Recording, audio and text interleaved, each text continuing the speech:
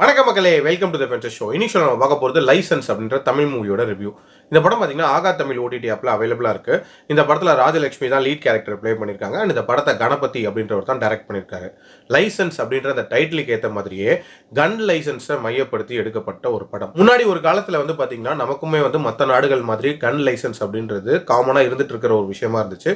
But 1959 கொண்டு வந்த ஒரு ஆக்டுக்கு அப்புறமாட்டு அது ரத்து பண்ணப்பட்டுருச்சு அப்படின்னே சொல்லலாம். இவங்க அதை திரும்ப கொண்டு வரணும்.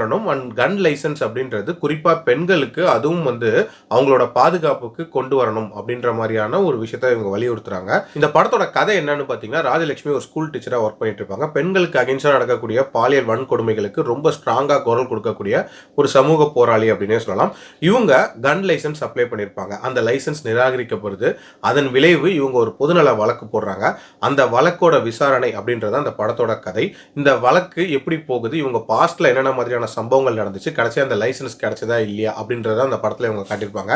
இந்த படத்தோட பாசிட்டிவ்ஸை பொறுத்த வரைக்கும் எனக்கு இந்த படத்தில் இவங்க பெண்களுக்கு நடக்கக்கூடிய பிரச்சனைகள், அதாவது பிறந்ததுலேருந்து அவங்க வாழ்கிற வரைக்கும் என்னென்ன மாதிரியான பிரச்சனைகள் வரும், லைக் கள்ளிப்பால் ஊற்றி கொலை பண்ணுற அந்த விஷயமா இருக்கட்டும், அதே மாதிரி ஸ்கூல் டேஸில் நடக்கக்கூடிய அந்த சைல்டு அப்யூஸாக இருக்கட்டும், அண்ட் வேலை பார்க்குற இடத்துல நடக்கக்கூடிய பிரச்சனைகளாக இருக்கட்டும், இது எல்லாத்தையுமே இதில் கவர் பண்ணியிருக்காங்க அப்படின்னே சொல்லலாம். இது எல்லாத்துக்குமே ஒரு மேஜர் சொல்யூஷனாக இவங்க சொல்ல வர விஷயம் அப்படின்றது அந்த கன் லைசன்ஸ் அப்படின்றது தான். உண்மையிலே இதுதான் பெர்மனன்ட் சொல்யூஷனா அப்படின்னு நீங்கள் யோசிச்சு பார்த்தீங்கன்னா, நமக்கு கோவத்தில் வந்து எல்லாரையும் சுட்டு தள்ளணும் அப்படின்னு தோணும். பட் உண்மையான சொல்யூஷனுங்கிறது அது கிடையாது. அதையும் தாண்டி நிறைய விஷயங்கள் இருக்குது. அதாவது செக்ஸ் எஜுகேஷனில் மாற்றத்தை கொண்டு வரதா இருக்கட்டும், அண்ட் பவுண்டரிஸ் கன்சர்ன்ட் இந்த மாதிரியான விஷயங்களை சின்ன குழந்தையிலேருந்தே எல்லாருக்கும் ட்ரீச் பண்ணுறதா இருக்கட்டும், அதுலேயும் குறிப்பாக வந்து ஆண் பிள்ளைகளுக்கு பெண் பிள்ளைகளை எப்படி ட்ரீட் பண்ணணும் அப்படின்ற ஒரு விஷயத்தை சொல்லித்தரதா இருக்கட்டும், அண்ட் ஒர்க் பிளேஸில் ஏதாவது அப்யூஸ் நடக்குது அப்படின்னா அதை மானம் அப்படின்ற மாதிரி கன்சிடர் பண்ணாமல் அதை வந்து ஒரு ஆக்சிடென்ட் மாதிரி அணுகிற அந்த விஷயமா இருக்கட்டும், இது மாதிரி நிறைய பெர்மனன்ட் சொல்யூஷன்ஸ் அப்படின்றது இருக்கு. இவங்களும் இந்த படத்துல அந்த விஷயங்கள் எல்லாத்தையுமே பேசியிருப்பாங்க. அண்ட் கிளைமேக்ஸ்லயும் அதை தான் வந்து சொல்லியிருப்பாங்க. பட் இந்த படத்தோட மேஜர் பார்ட் அப்படின்றது அந்த கன் லைசன்ஸை மையப்படுத்தி இருந்துச்சு. அதுவே ஒரு விதமான அந்நியமான ஒரு ஃபீல் கொடுத்துருச்சு அப்படின்னே சொல்லலாம்.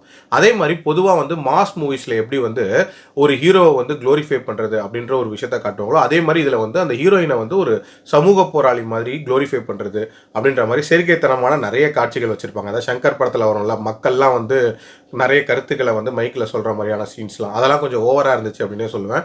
அதே மாதிரி இந்த படத்தோட அந்த கோட் சீன்ஸாக இருக்கட்டும், அதே மாதிரி இவங்களோட ஃப்ளாஷ்பேக்கில் நடந்த ஒரு இன்சிடென்ட்டுக்கான அந்த சொல்யூஷனாக இருக்கட்டும், அது ரெண்டுமே சினிமாட்டிக்காக எடுக்கப்பட்ட மாதிரியான ஒரு ஃபீல் தான் இருந்துச்சு. எல்லாத்துக்கும் மேலே இந்த படத்தில் ஆக்டர்ஸோட பெர்ஃபார்மன்ஸ் அண்ட் மியூசிக் அது கண்டிப்பாக இன்னுமே பெட்டராக இருந்திருக்கலாம் அப்படின்னு தான் தோணுச்சு. பட் எனக்கு இந்த படத்தில் இவங்க காட்டக்கூடிய அந்த பிரச்சனையாக இருக்கட்டும், அந்த அதுக்கு சொல்யூஷனுங்கிற மாதிரி இவங்க சில விஷயங்களை சொன்னது அப்படின்றது கண்டிப்பாக ஏற்புடையதாக இருந்துச்சு அப்படின்னே சொல்லுவேன்.